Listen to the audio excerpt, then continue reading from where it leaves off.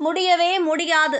டெல்லியை எதிர்த்து நிற்கும் அண்ணாமலை. பாஜக பட்டியல் தாமதம். இதுதான் காரணம்.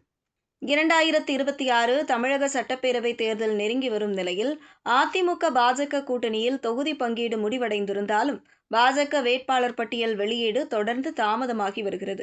குறிப்பாக தமிழக பாஜக தலைவர் அண்ணாமலைக்கு எந்த தொகுதி ஒதுக்குவது என்பது குறித்து இன்னும் தெளிவான முடிவு எட்டப்படாததால் இழுபறி நிலை நீடித்து வருவதாக அரசியல் வட்டாரங்களில் பேசப்படுகிறது. தமிழகத்தில் உள்ள 234 சட்டப்பேரவை தொகுதிகளுக்கான தேர்தல் வரும் ஏப்ரல் 23ஆம் தேதி ஒரே கட்டமாக நடைபெறவுள்ளது. இந்த தேர்தலில் திமுகவை ஆட்சியில் இருந்து அகற்ற வேண்டும் என்ற இலக்குடன் எடப்பாடி பழனிசாமி தலைமையிலான அதிமுக மீண்டும் பாஜகவுடன் கூட்டணி அமைத்துள்ளது. இந்த கூட்டணியில் பாஜகவுக்கு மொத்தம் 27 தொகுதிகள் ஒதுக்கப்பட்டுள்ளன. ஆனால் இந்த தொகுதி பங்கீடு எளிதாக முடிவுக்கு வரவில்லை என்று கூறப்படுகிறது. ஆரம்பத்தில் பாஜக தரப்பில் பல வெற்றி வாய்ப்பு உள்ள முக்கிய தொகுதிகளை கோரிய நிலையில் அதிமுக அதற்கு உடனடியாக ஒப்புதல் அளிக்கப்படவில்லை. இதனால் பல கட்டங்களாக பேச்சுவார்த்தைகள் நீண்டதாகவும் தகவல்கள் வெளியாகியுள்ளன. பின்னர் மத்திய அமைச்சர் பியூஷ் கோயல் சென்னை வந்து எடப்பாடி பழனிசாமி உள்ளிட்ட கூட்டணி தலைவர்களுடன் ஆலோசனை நடத்திய பிறகே தொகுதி பட்டியல் வெளியிடப்பட்டது. இந்த நிலையில்தான் அண்ணாமலை போட்டியிடும் தொகுதி குறித்து தொடர்ந்து குழப்பம் நிலவி வருகிறது. குறிப்பாக கோவை மாவட்டத்தில் சிங்காநல்லூர், கவுண்டம்பாளையம், கோவை வடக்கு, கிணத்துக்கடவு உள்ளிட்ட தொகுதிகளை குறிவைத்து அண்ணாமலை தரப்பு முன்கூட்டியே பணிகளை மேற்கொண்டதாக கூறப்படுகிறது.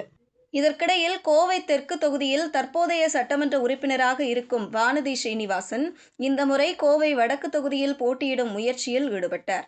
இதனால் அண்ணாமலை எதிர்பார்த்த சில தொகுதிகள் இறுதிப்பட்டியலில் இடம்பெறாத நிலை ஏற்பட்டதாக கூறப்படுகிறது. இந்த சூழ்நிலையில் பாஜக மைய நிர்வாக குழு கூட்டம் சென்னை நகரில் நடைபெற்றதாக தகவல்கள் தெரிவிக்கின்றன.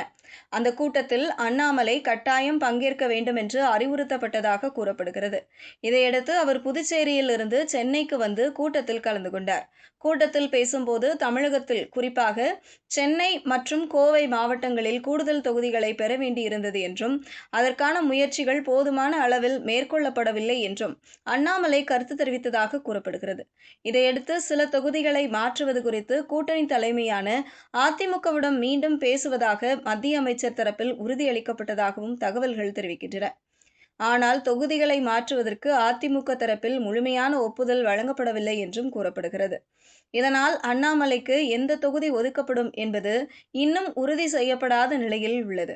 வேட்புமனு தாக்கல் செய்யும் கடைசி நாள் நெருங்கி வரும் நிலையில் பாஜக வேட்பாளர் பட்டியல் வெளியீடு தாமதமாகி வருவது பாஜக வட்டாரங்களில் பரபரப்பை ஏற்படுத்தியுள்ளது.